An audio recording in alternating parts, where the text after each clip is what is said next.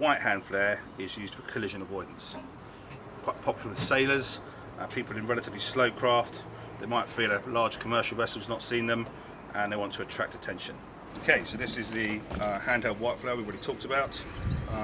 Just to remind you, this is the handle end I'm going to be holding, and this is the trigger end up here. So in a moment it'll be open the cap, turn it upside down so the trigger string falls out, bring it upright, hold it downwind of me, which is this side, pull the trigger and it'll start to burn.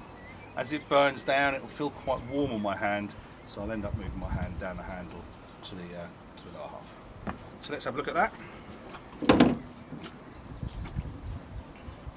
Now, you might not have welding gloves on board your boat, you might not have safety goggles, but there's no harm in us taking extra precautions. So we've called the Coast Guard, we've told them what we're up to, so there's no confusion. Pull the cap off, turn it upside down, out comes the trigger.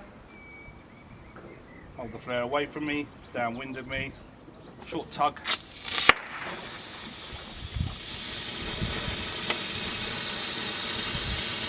What you can now see is it's burning bright, so this could be seen by day or night, so it's a day or night signal. This should burn for about a minute. It's obviously very hot and anyone nearby would see it, so it's got a visible range of a few miles. I just want to mention that there are other brands. So here's another brand, this is the Payne's Wessex, and it works quite differently.